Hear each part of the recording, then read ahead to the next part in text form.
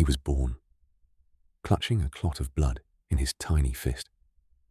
At least, that's what the legend says. An omen that this child would one day spill an ocean of it. He was abandoned in the wilderness as a boy and left to die. He was hunted, captured, and locked into a wooden collar, like an animal. His own people betrayed him. His wife was stolen. By every rule of his brutal world, he should have died young, forgotten. His name lost to the wind of the steppe. Instead, he became the single most powerful conqueror the world has ever known. At its height, his empire stretched from the Pacific Ocean to the gates of Europe. The largest connected land empire in all of human history. Bigger than Rome ever was. Bigger than anything before, or since. By some estimates, his armies killed tens of millions of people. Entire cities, wiped from the map. Whole nations simply ceased to exist. And here is the part almost nobody believes. Today, roughly 1 in every 200 men alive on Earth may be his direct descendant. His name was Temujin, but the world would come to know him by a title that would make kings tremble. Genghis Khan. This is the story of how an abandoned, starving orphan from the Mongolian grasslands rose to rule the world, and the staggering price the world paid for it. To understand Genghis Khan, you first have to understand the world that made him, because it was one of the most unforgiving places human beings have ever tried to survive. The Mongolian steppe is a vast sea of grass, stretching for thousands of miles under an enormous open sky. In summer, it bakes. In winter, temperatures plunge far below freezing, and a single blizzard can wipe out entire herds and the families who depended on them in one night. The people who lived here were nomads. They followed their animals, horses, sheep, goats, across the grasslands, living in round felt tents called gurs. They were extraordinary horsemen, riding almost before they could walk, and deadly with a bow from the saddle. There were no cities, no written laws, no central ruler. There were only the tribes. And the tribes were almost always at war. They raided each other constantly, stealing animals, stealing people, settling blood feuds that stretched back generations. Loyalty was everything, and betrayal was common. Into this world, around the year 1162, a boy was born. His father, Yesugai, was a minor chieftain, a respected warrior, but no great king. According to legend, when the boy was born, he came into the world gripping a clot of blood in his hand.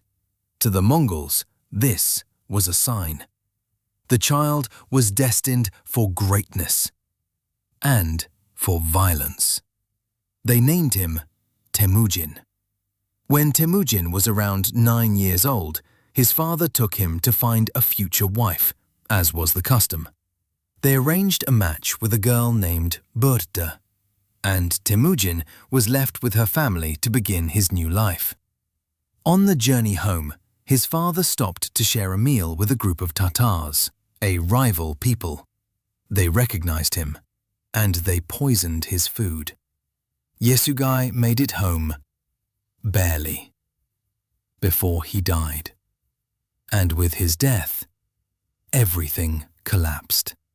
The moment Temujin's father was gone, his clan abandoned the family.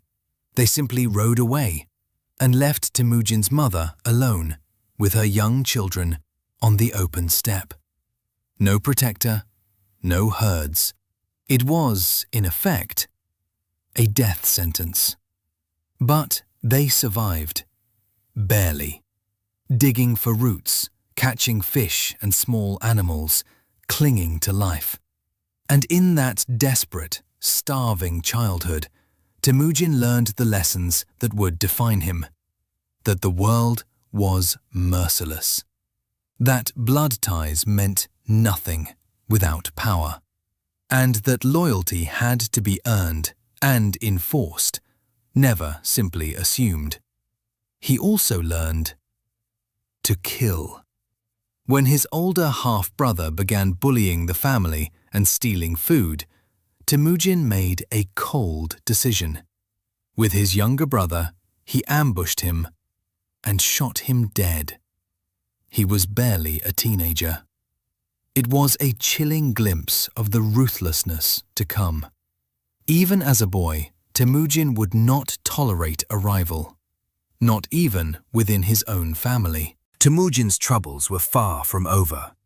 A rival clan, fearing the boy might one day grow strong enough to seek revenge, attacked and captured him. They locked his neck and arms into a heavy wooden collar, making it impossible to feed himself or even to lie down. He was a slave, a prisoner, utterly at their mercy.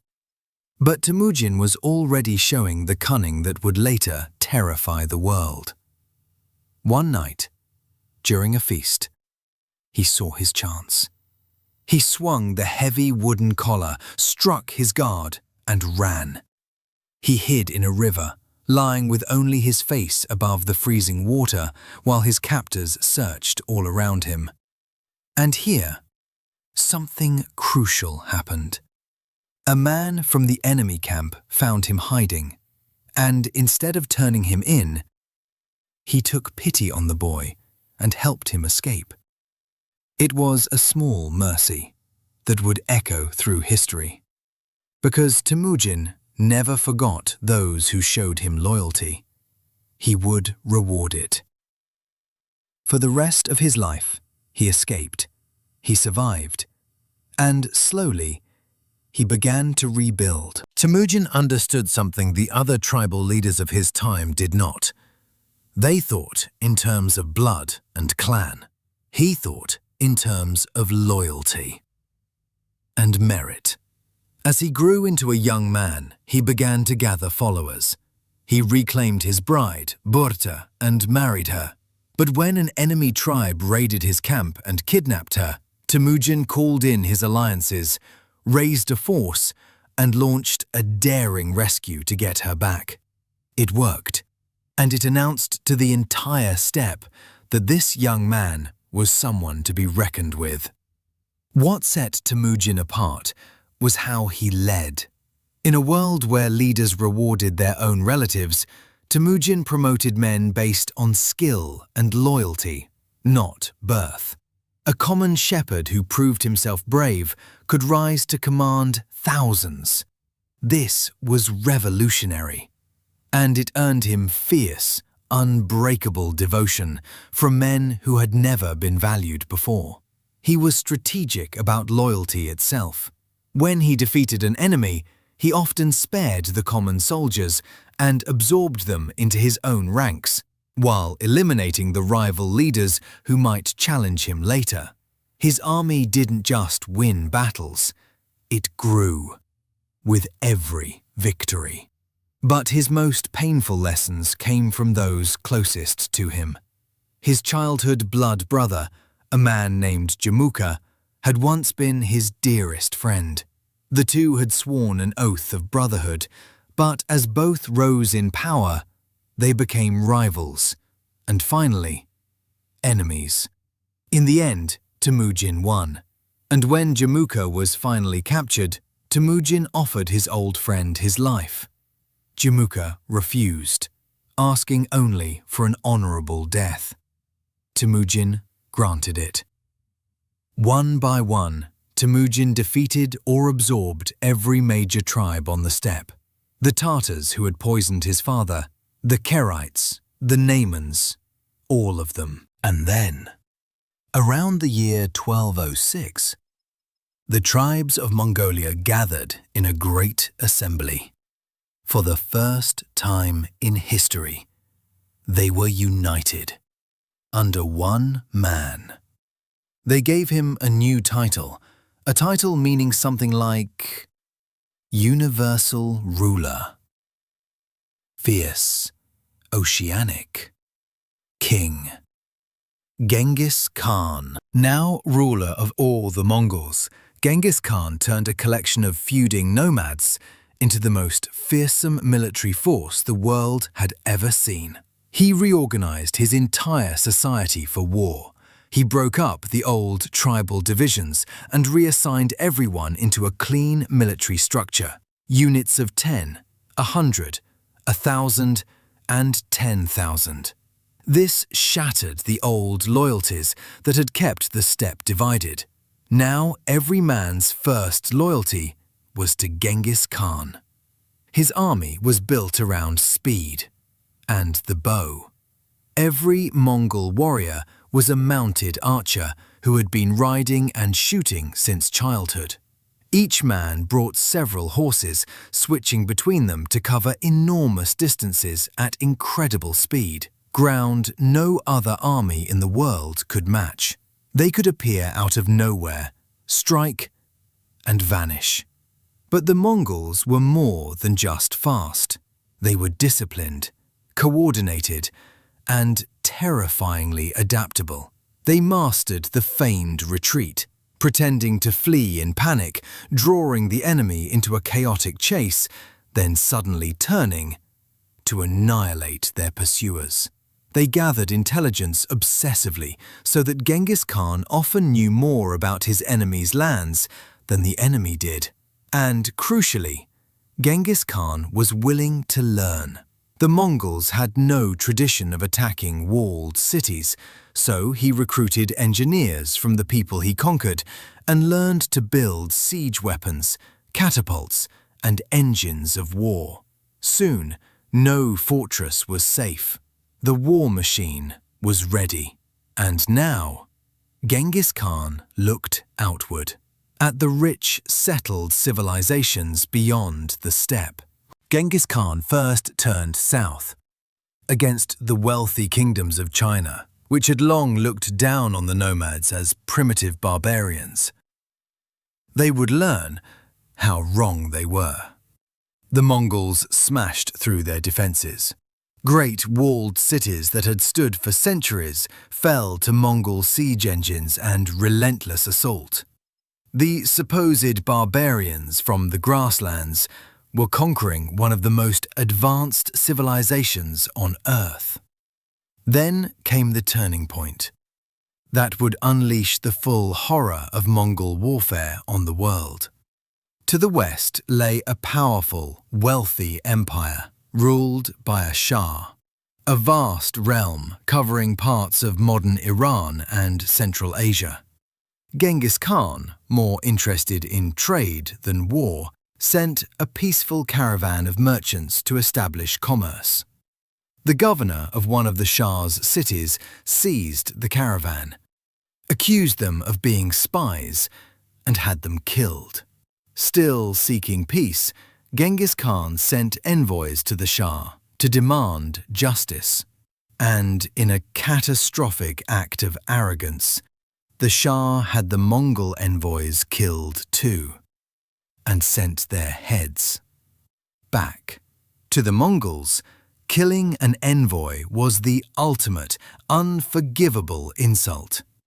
What followed was one of the most devastating campaigns of destruction in human history. Genghis Khan unleashed his armies with a fury meant not just to defeat, but to obliterate. Great, ancient cities, centers of learning, art and trade, were besieged and destroyed. Populations were slaughtered on an almost unimaginable scale. Some cities were so thoroughly devastated they never recovered. The Shah himself was hunted relentlessly until he died, a fugitive, on a tiny island with nothing. This was the dark genius of Mongol terror. Genghis Khan used massacre as a weapon of strategy. Word of what happened to those who resisted spread ahead of his armies, and many cities, hearing of the horror, simply surrendered, rather than face annihilation. Mercy for those who submitted, total destruction for those who resisted. It was deliberate, and it was ruthlessly effective. By the time his conquests slowed, Genghis Khan ruled an empire of staggering size, stretching across thousands of miles of Asia, the largest the world had ever seen. But here is the great paradox of Genghis Khan, the part that makes him so much more than a simple destroyer.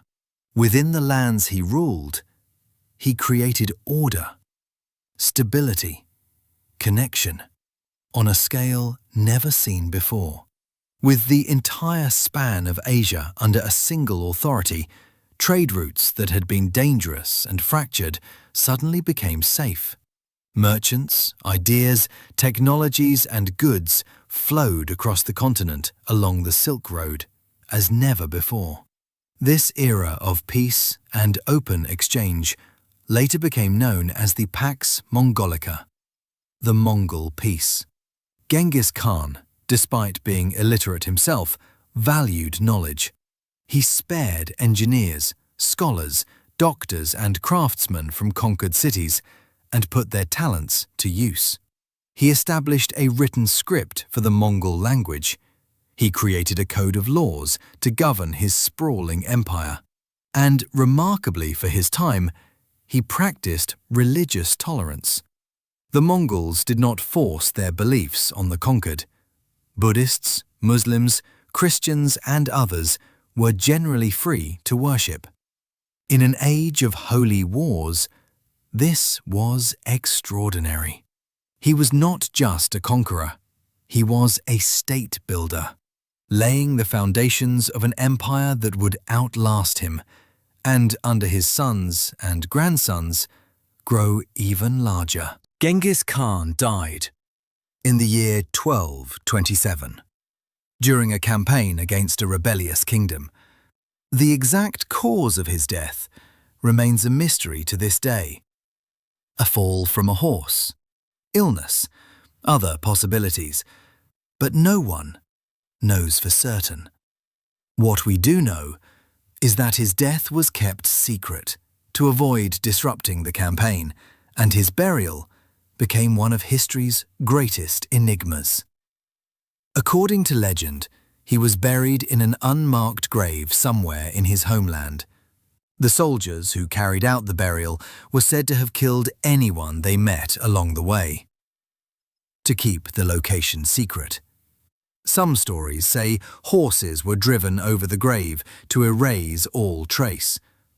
Others, that a river was diverted to cover it.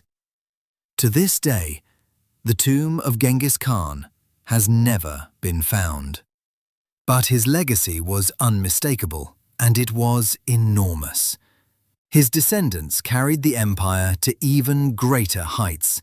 His grandson, Kublai Khan, would conquer all of China. At its peak, the Mongol Empire stretched from the Pacific coast of Asia all the way to Eastern Europe, the largest connected land empire in the history of the world. The cost was almost beyond comprehension. The Mongol conquests are estimated to have killed tens of millions of people. Cities and cultures erased. To many, Genghis Khan remains a symbol of devastation and terror. And yet, his impact reshaped the world in lasting ways. He reopened and protected the routes between East and West, allowing an unprecedented exchange of goods, technology and ideas between civilizations that had barely known each other. And then, there is the most astonishing legacy of all. Modern genetic studies suggest that a remarkable number of men across Asia, millions upon millions, may carry a genetic signature traced back to Genghis Khan and his male line. If true, it would mean that roughly 1 in every 200 men alive today could be his descendant. No other individual in history has left a mark quite like it, not just on the map, but in the very blood of humanity. So, how do we make sense of Genghis Khan? He was an abandoned orphan who clawed his way back from the edge of death. A slave in a wooden collar who became the ruler of the largest empire the world has ever known. A man who slaughtered millions, and who also connected continents, protected scholars, tolerated all religions, and rewarded loyalty above blood. He was a destroyer and a builder, a barbarian and a statesman, a monster to those he crushed, and a founding father to those who followed him. Perhaps that is the truest lesson of his story. History rarely gives us simple heroes or simple villains. It gives us human beings, shaped by brutal worlds, capable of unimaginable cruelty and surprising vision, who reach out and bend the entire course of history to their will. A boy left to die on the freezing steppe became the man who conquered the world. His name was Temujin. The world remembers him as Genghis Khan. Thank you for watching. If you made it this far, consider subscribing for more stories of the people who shaped our world. And let me know in the comments who you'd like to see next.